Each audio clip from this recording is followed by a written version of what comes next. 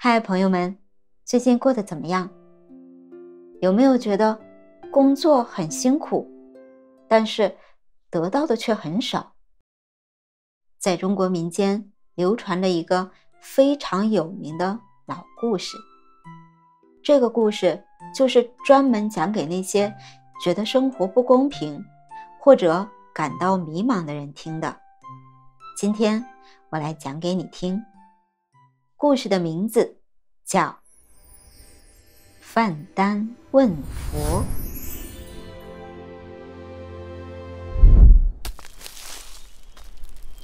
這個故事的主角叫范丹，他是一個非常好的人，非常善良，但是他非常貧窮。他窮到什麼程度呢？有時候他連飯都吃不上。范丹心裡很難過，他想，為什麼別人都能過上好日子，只有我這麼窮呢？我怎麼才能變得富有呢？他聽說住在西天的佛祖知道所有問題的答案，於是他決定去西天問佛祖。范丹出發了，走了很遠，天黑了。他住進了一位員外，就是很有錢的人家裡。員外聽說范丹要去見佛祖，就請求說：范丹吶，能不能也幫我問個問題啊？我的女兒非常漂亮，她已經18歲了，但是還是不會說話。請問問佛祖，她什麼時候才能開口說話呀？范丹答應了。他繼續走，路過一座破舊的土地廟。這時候，突然，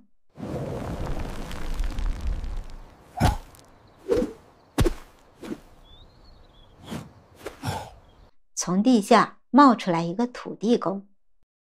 土地公是住在土地廟裡的小神仙，他知道范丹要去見佛祖，所以就在這兒一直等他呢。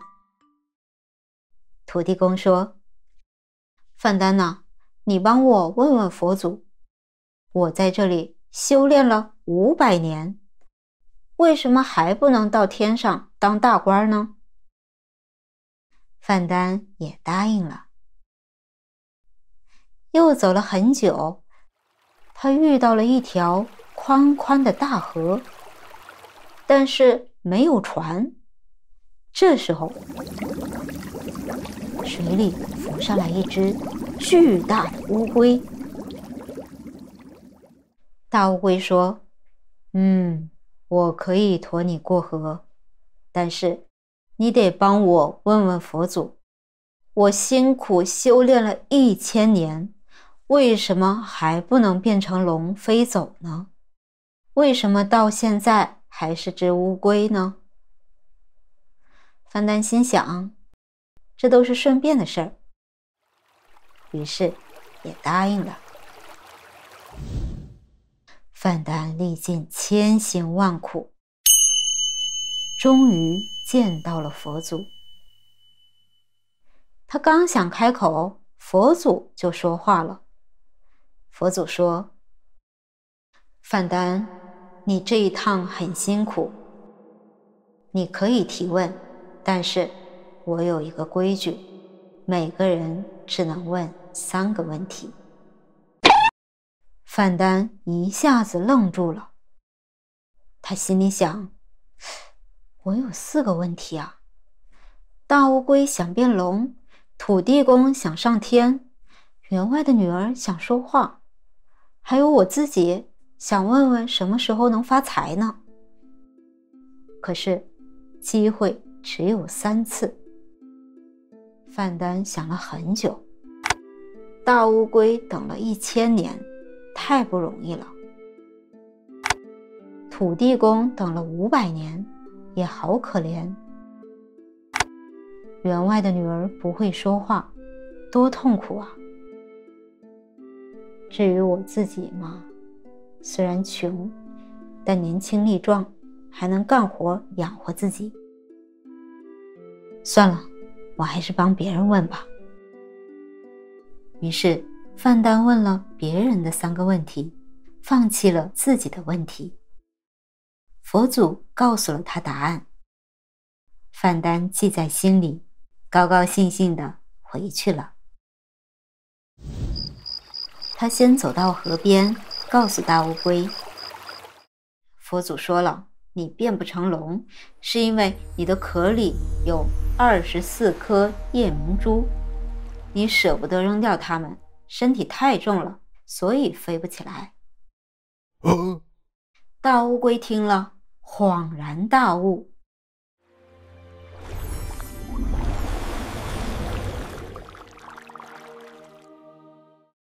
他立刻吐出了24顆珍貴的夜明珠，給了范丹，說：謝謝你，這些寶物我不要了。說完，你猜怎麼着？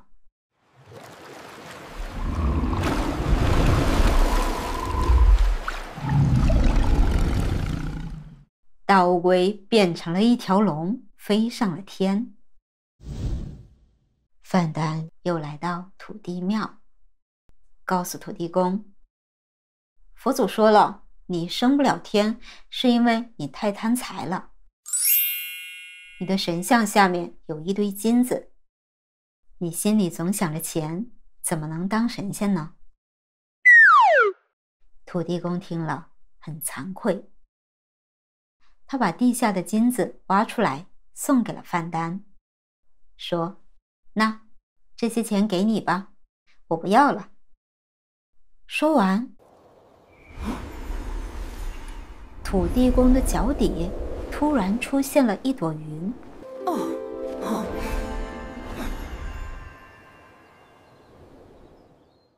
然後也高高興興地升天了。最後，范丹回到了员外家。员外的女兒看見范丹回來了，大聲喊道：爸爸，那個去西天的人回來了。员外嚇了一跳，女兒，你會說話了。范丹笑着解釋說，佛祖說了，你家小姐見到心上人的時候，自然就會說話了。员外一聽非常高興，他看着范丹，人品好又善良，最重要的是女兒喜歡范丹，於是员外就把女兒嫁給了范丹。